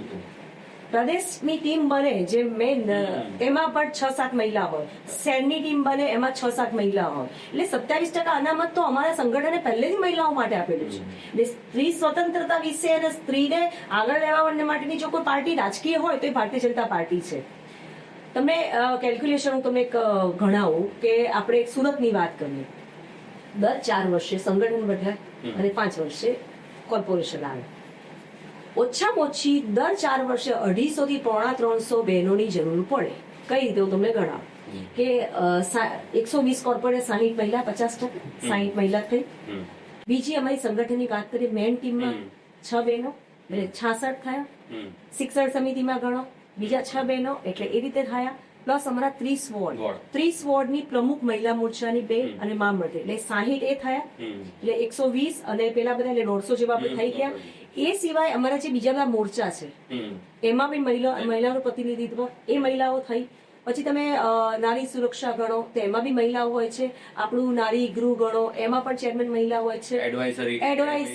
CWC કમિટી ગણો એમાં પણ મહિલા હોય છે. એટલે આવી નાની મોટી કમિટી અને નાની મોટા હોદ્દા સંગઠન અને સત્તા ભાઈ અને દર 4 વર્ષે 250 થી 350 બહેનોની જરૂર રાજકારણમાં છે. હવે તમારે 250-350 માં આવું છે કે નહીં એ તમારે નક્કી કરવાનું છે. અને બીજું કે તમે જયારે સંગઠનમાં આવો છો કે ઇલેક્શન લડો છો તો ધારાસભ્ય અને સાંસદનું કાઉન્ટિંગ તો રહી ગયું પણ એ છતાં આટલી બહેનો થાય કે તમે સંગઠનમાં આવો છો કે ઇલેક્શન લડો છો. હું મારા અનુભવને આધારે દરેક બેનને એવી એડવાઇસ આપીશ કે તમે સંગઠનમાં 3-4 વર્ષ જો કામ કર્યું હશે ને તો તમારી પ્રતિભા ખૂબ સારી રીતે ડેવલપ થઈ હશે. તમે ડાયરેક્ટ ચૂંટણી લડો અને સંગઠનમાંથી આવો. જે તમે 2-3 વાર વાત કરી કે અધિકારીનો તમને કોઈ પ્રોબ્લેમ એ મને નથી આવે એનું કારણ કે અમારું સંગઠનના સંસ્કારનું સિંચન, સામેવાળા સાથે વાત કરવાની પદ્ધતિ, કામ કઢાવવાની પદ્ધતિ એ અમને અમારા અભ્યાસ વર્ગોમાં આપવામાં આવ્યું છે. એટલે કદાચ જો મને સંગઠનનો અનુભવ ન હોત તો મને ચૂંટણી લડાવી દીધી હોત તો કદાચ હું આટલું સારું કામ ના કરી શકી હોત. ભાજપના અભ્યાસ વર્ગો બહુ સરસ મને ખ્યાલ છે. હા એટલે દરેક ફિમેલે હમણાં થોડું આમ એ વાત કરતા બી એમ થાય કે અત્યારે શું છે માઇન્ડસેટ કે પોલિટિક્સમાં જવું છે, સંગઠનમાં કામ નથી કરવું, સીધું ચૂંટણી લડવી છે, મને ટિકિટ મળશે, મળી બી જાય. અમુક વખત સમીકરણો સેટ કરતા મળી ન જાય પણ એ મળ્યા પછી તમે સક્સેસ થાવ છો. દરેક ફિમેલે જયારે પોલિટિક્સમાં આવતી હોય ત્યારે સ્વપ્રકાશિત બનવું જોઈએ. એટલે જયારે તમને કોઈ પણ જવાબદારી નાની કે મોટી મળે ત્યારે લોકો ખુશ થવા જોઈએ કે નહીં આ ડિઝર્વ કરતા તારે મળે. અને જયારે તમને ન મળે ને તો પાછા 100-200 જણા અફસોસ કરતા હોવા જોઈએ કે ભાઈ આ મહિલા ડિઝર્વ કરતી હતી એને નહીં મળે. એવી પ્રતિભા તમારે ખુદ ડેવલપ કરવાની છે. એક સફળ કોર્પોરેટર તમારા શબ્દોમાં વર્ણવવા કે શું હોવી જોઈએ નિખાસી? સફળ કોર્પોરેટરમાં સૌથી પહેલું કે જેટલા ફોન આવે પહેલો ફોન એટેન્ડ કરવાનો. મે બી કદાચ ન થયો હોય તો મિસ કોલ ગોઈને બી ફોન કરવાનો. કારણ કે હવે તો અમારા ફોન નંબર કોર્પોરેટરની વેબસાઇટ ઉપર જ હોય છે. કેટલા લોકો એવા હોય છે કે ડાયરેક્ટ અમે નથી ઓળખતા પણ વેબસાઇટ ઉપર જોઈને અમને ફોન કરતા હોય છે. અને નાની નાની કમ્પ્લેન હોય, કોઈ લાઇટ નથી, આ નથી, તે નથી, ઇવન આધાર કાર્ડના ફોર્મ પર સાઇન કરવી હોય. એટલે જ્યારે કોઈ વ્યક્તિએ તમે કોઈ કામ માટે ફોન કર્યો છે અને તમે ફોન એટેન્ડ નથી કરતા તો એનું કામ અટવાઈ જાય છે. અને એ ક્યાંક ને ક્યાંક એને પછી એમ થાય કે આપણે હિંમત આપે ને. હા, કારણ કે અત્યારે કોન્ટેક્ટનું માધ્યમ તમારો ફોન છે. ફોન રિસીવ કરી અને ઘણી વખત એટલો કંટાળો આવ્યો હોય, તબિયત સારી હોય, ના સારી હોય, અંદર એટલો બધો ગુસ્સો હોય પણ જયારે ફોન એટલે કરીએ હા બેન થઈ જશે, ચલો હું જોડાવી દઉં, તરત જ કદાચ હું 2 દિવસ પછી જોવડાવું પણ જવાબ પોલાઇટલી આપવો કે જેથી સામે પેલો વ્યક્તિ નારાજ ના થાય. કારણ કે એ તમારો મતદાર છે. એના થકી એટલે પહેલી તો અમારી પાર્ટી કે અમારી પાર્ટી અત્યારે ટિકિટ આપી અને બીજા વાળા મતદાર કે જેને આપણે જીતાડે ત્યારે કામ કરવાની તક મળી. આજે 5 વર્ષથી તમે કામગીરી અમે ગણાવી કે કોર્પોરેટ તરીકે અમે મારા વિસ્તારમાં કામ કર્યું તો એમને તો થાત જ નહીં. જો મારી પાર્ટી અમને ટિકિટ નહીં આપત તો અમે કઈ તમારી જાતે સાબિત કર્યું. એટલે વૈસા વર્ષા છે. એવું કહેવાય છે કે ભાજપની અંદર નરેન્દ્રભાઈ અને અમિતભાઈના નામે કોઈ પણ વ્યક્તિ જીતી જતું હોય છે, તમે એ વાતથી કેટલા સહમત છો? એમાં સહમતિ હોતી જ નથી, એ સાચી જ વસ્તુ છે. અને ભારતીય જનતા પાર્ટી એક પરિવાર છે. પરિવારના મોભી હોય, આપણું તમારો પરિવાર છે કે મારો પરિવાર છે, પરિવારના મોભી હોય તો એ મોભીથી જે પરિવારની શોભા વધતી હોય, તો અમારા ભારતીય જનતા પાર્ટીના પરિવારના મોભી છે તો એ અમારી શોભામાં વધારો જ કરે છે. અને એમાં કોઈ કહેવાની વાત જ નથી. એ લોકો જે રીતે કામ કરે છે, જે રીતે નવા નવા નિયમો લાવે છે, જે રીતે આખા દેશમાં આટલા બધા બદલાવ આવ્યા છે, એ એમને તો પોસિબલ નથી ને. ઘણા લોકો આવીને ગયા, આટલા બધા બદલાવ, એમાં મહિલાઓ માટે તો આખું પ્રાધાન્ય અલગ થઈ ગયું છે. કેવી કેવી મિનિસ્ટ્રી મહિલાઓને આપી છે. એટલે એ અમારા પરિવારના મોભી છે, એટલે એ સર્વોપરી છે. ખાસ કરીને જયારે કોર્પોરેશનનું ઇલેક્શન આવ્યા તૈયારીમાં છે, કોઈ પેરામીટર્સ હોય છે કોઈ પણ કેન્ડિડેટને સિલેક્ટ કરવા માટેનો કે નહીં આ કેન્ડિડેટ છે તો આ કેન્ડિડેટ એની શું કામગીરી કરી છે, કોઈ હોય છે પાર્ટીની અંદર? એ હોય જ છે. એની કામ કાર્યદક્ષતા જોવામાં આવે છે કે સપોઝ એકવાર એને આપણે કોઈ જવાબદારી આપી છે, જવાબદારી બરોબર નિપુણ કરી છે કે નહીં, સાહેબ સંગઠનની હોય કે કઈ હોય, છટકમારી તો કામમાં કરી નથી, એવા બધા પેરામીટર જોવામાં આવે. સાથે સાથે સામાજિક પેરામીટર બી જોવામાં આવે કે કયા વિસ્તારમાં કયા જાતિગણ સમીકરણ જોવામાં આવે. એટલે બધા જ વિષય જોવામાં આવતા હોય છે. 3 સવાલ છે છેલ્લા, અને થોડાક એટલા માટે કે તમને પર્સનલી પણ જવાબ આપવો ગમશે અને આપણે પોડકાસ્ટના એન્ડ તરફ જઈ રહ્યા છે. આવનારી ચૂંટણીમાં શું પ્લાન છે તમારો? કે ટિકિટ કે હવે શરૂઆત થઈ જશે, એન્ડિંગ તરફ જઈ રહ્યા છે, તો શું તમારો એવો વિચાર છે કે તો મગજમાં ઠોડ છે કે ના આ કામ રહી ગયું છે આ 5 વર્ષની અંદર, તો ક્યાંક મેં જોયું છે અને કોઈ કારણસર ઇમ્પ્લિમેન્ટ નથી કરી શકી, પણ હવે મારે કરવું છે? હમણાંના તો જે મેં તમને કામ કરાયેલું એવું કોઈ રહી ગયેલું કામ નથી. હા, પણ વધુ તક મળે વધુ કામ કરાવી શકે. વાત એ છે કે રહી ગયું એવું છે નહીં. ઓનગોઈંગ પ્રોસેસ ચાલતી હોય કે સપોઝ નવો વિસ્તાર છે તો નવા જે ગામડા છે તો ગામડાને નવી ટીપી પડશે, એના ડેવલપમેન્ટ થશે, એવા નવા નવા કામ તો રોજે રોજ આવતા જ હોય.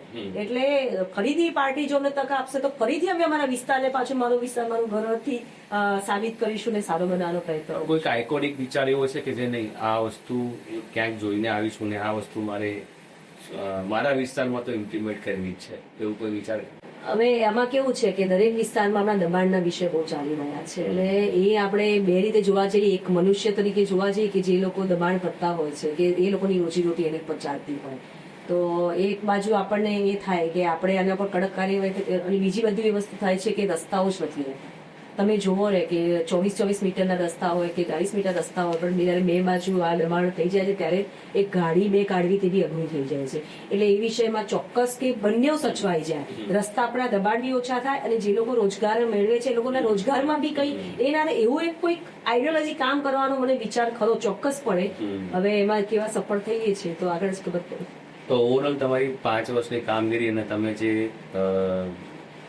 5 વર્ષની કામગીરી તમે જે કાર્યો કર્યા છે એને રેટિંગ આપવાનું આવે તો તમે 10 માંથી કેટલા માર્ક્સ? 10 માંથી 10 નહીં. મારા રેટિંગ હું નહીં આપું. જો કેવી વાત છે કે મારા રેટિંગ મારી પબ્લિક આપે. તમે આ જ વસ્તુ મારા વિસ્તારમાં જઈને પૂછો, લગભગ તમે ઉર્વશી પટેલ હશે દરેક જણ ઓળખતા હશે. હું મારા જાતે કઈ રીતે આપણે પોતાના વખાણ કરી. હા, સેલ્ફ સેટિસ્ફેક્શન તો એમાં મને પૂરેપૂરું છે કે મને, અને હું એમાં બિલીવ કરું કે કોઈ મને સારી કે ન કે, મને અંદરથી ખબર જ મેં સાચું કર્યું તો પછી હું બહુ નીડર વ્યક્તિ છું કે મને પછી એમાં કોઈ ફરક નહીં પડે કોઈના સર્ટિફિકેટ નહીં. મને આત્મસંતોષ બહુ છે કે નહીં મેં બહુ સારું કામ કર્યું. અને એ આત્મસંતોષ એમને નથી આવતો, જયારે કર્યું હોય ત્યારે થાય. આ તો તમારે ચલો માની લો કે કોર્પોરેટ તરીકેની વાત છે અને આ એક હાઈકોર્ટ યુનિવર્સિટી છે અને સુરત એ કર્ણની ભૂમિ છે, તાપી નદી જેટલું કોઈને મળતું નથી. માની લો, જસ્ટ માની લો કે આવતી ટર્મમાં મેયર તરીકે મહિલા છે, માનવાનું વાત આવતી નથી, એવા ખોટી વાત છે. મહિલા ટર્મ છે આવતી નેક્સ્ટમાં અને મોકો મળે તો સુરત શહેરને એવું શું વસ્તુ આપવું છે? પણ મારે હું માનવામાં માનતી જ નથી, હું રિયાલિટીમાં માનું છું કે હમણાં હાલ હું કોર્પોરેટર છું, હજી મારા 3-1 મહિના ઇલેક્શન વખતે બાકી છે. એ 3 મહિનામાં હજી હું મારો જે વિસ્તારની બાઉન્ડ્રી છે એમાં શું સારું કરી શકું. આગળની વાત આપણે આગળ મળીશું ભવિષ્યમાં ત્યારે વાત કરીશું.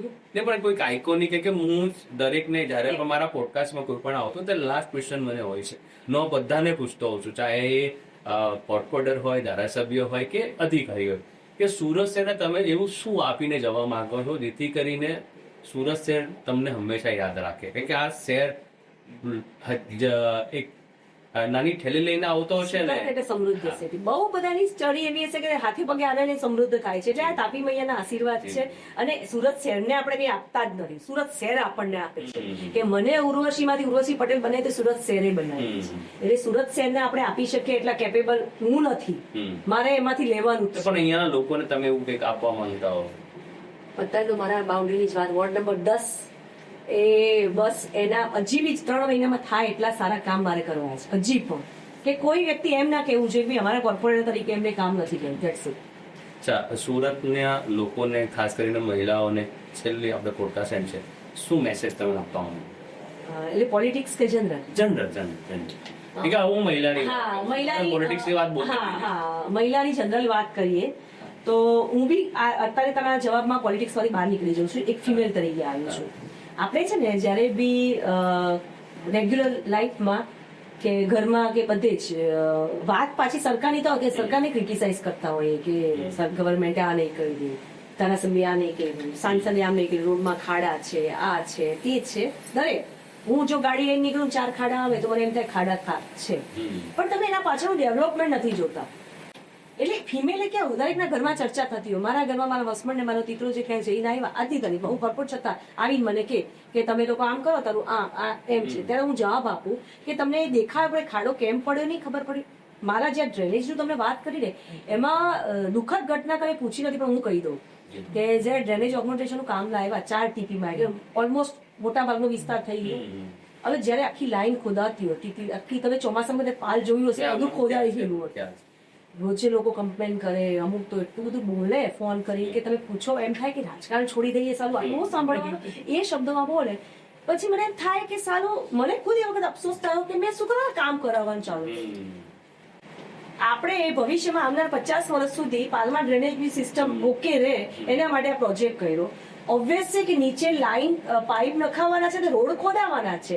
અને ટેકનિકલી હોય અમુક દિવસો ધારો કે ચોમાસું સુરતમાં હાઈએસ્ટ ચાલે, ગયા વર્ષે 4 મહિના તો ચોમાસું જાય તો દિવાળી સુધી વરસાદ 365 દિવસમાં તમે 60 દિવસ તો ચોમાસાના કાઢી દો, બીજા તમે કોઈ સારા પ્રસંગો વેકેશન આ તે કાઢી નાખો. એટલે માંડ 365 દિવસમાં 200 દિવસ એવા રહે છે કે તમે ઓન ફિલ્ડ વર્ક કરી શકો. તો પેશન હોવું જરૂરી. સરકાર ખરેખર કામ કરે છે.